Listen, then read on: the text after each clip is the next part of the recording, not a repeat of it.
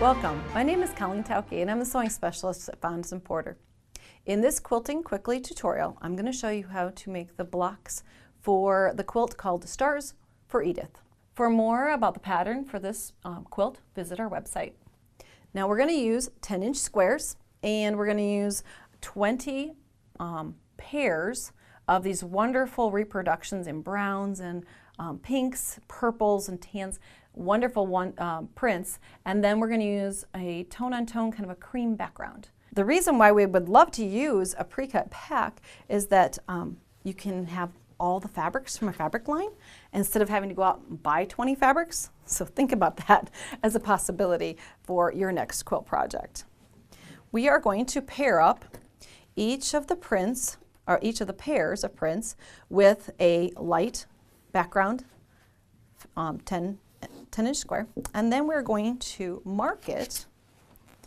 Let's see, we can use a rotating mat to help us out here a little bit and layer up the mats because we're going to be marking in two different directions, and we're going to mark corner to corner in both directions.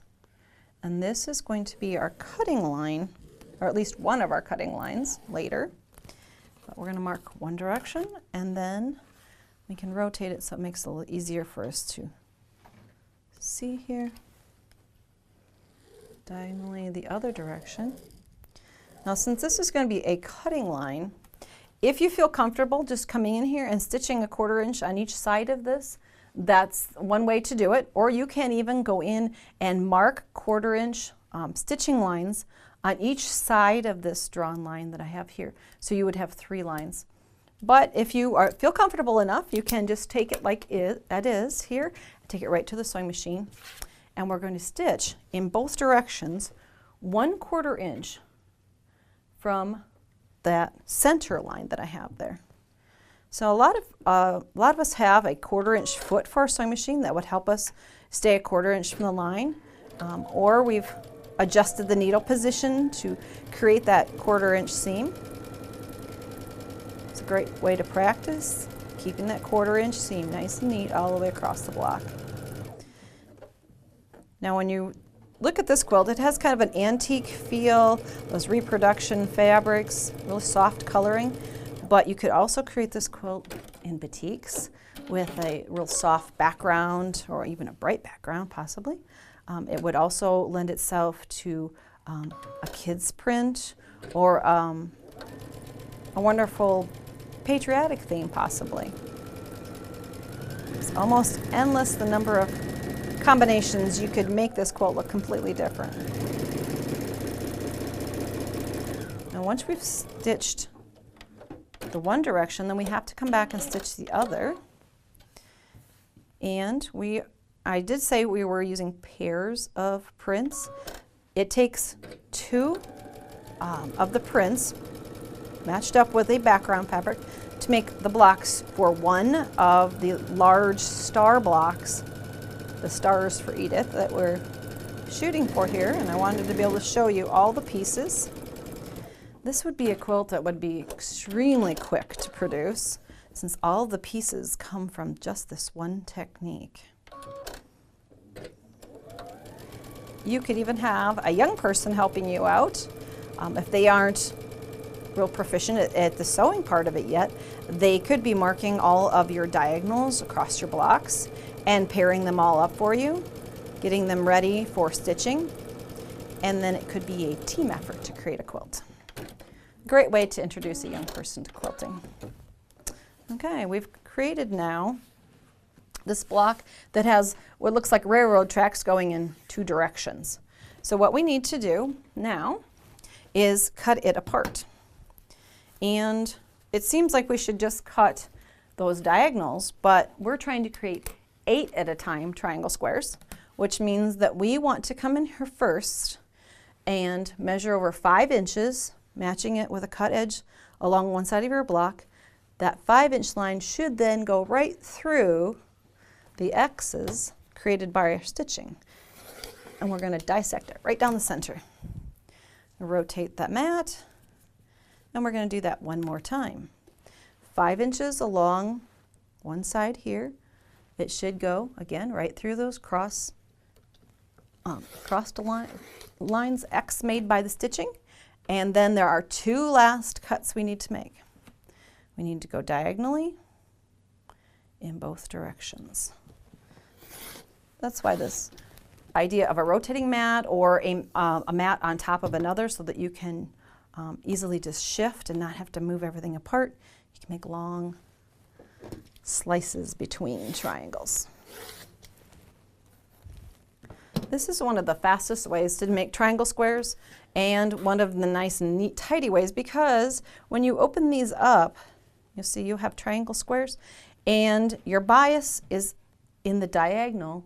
Everything on the outside is straight of grain. So now you've created 8 matching pieces that can all be taken to the ironing board at once to be pressed. Now, there are many ways to create triangle squares. In this pattern, we're using the triangle squares to make one big block, and they are all the same color combination. Therefore, why not make 8 at a time if you can? So we can set the seam open towards the dark, pulling all the way open. Once your ironing board surface is warmed up like this, just lay the next one on. The heat from the ironing board will reflect and help press the next one along, and you can just keep going until you get to the edge of your ironing surface, basically. One after the other to create all the triangle squares you need. Again, this would be a great place to, if a young person or a new quilter wants to learn some of the techniques. Pressing is half the game. If things aren't pressed, it creates inaccuracy in our piecing, so practicing that pressing technique is kind of vital to the beginnings of good solid skills as a quilter. So you just step one after the other. The heat of the iron does all the work. And 8 at a time. Okay, then we would then create that process over again to create the other half of our star. We'll lay these out to start creating. Now it's about following the pattern and the orientation in order to get the actual star. There are more patterns that you could create if you lay them in different directions. You'll have a completely unique pattern, but this is what we are going for at this point. So we would keep orienting, and then this one to the outside. And see, I have half of my block, same as this one here. The other half of my block, just cut this up, and I'd have the other half of my stars for Edith. We're just going to create rows. So join blocks, row 1, 2, 3, 4, and then join the rows together. Now, I will turn my block over here quick, give you one little tip. When putting all these seams together, you've got a lot of intersections, a lot of triangles coming together here. Don't be afraid, if you need to press seam allowances open.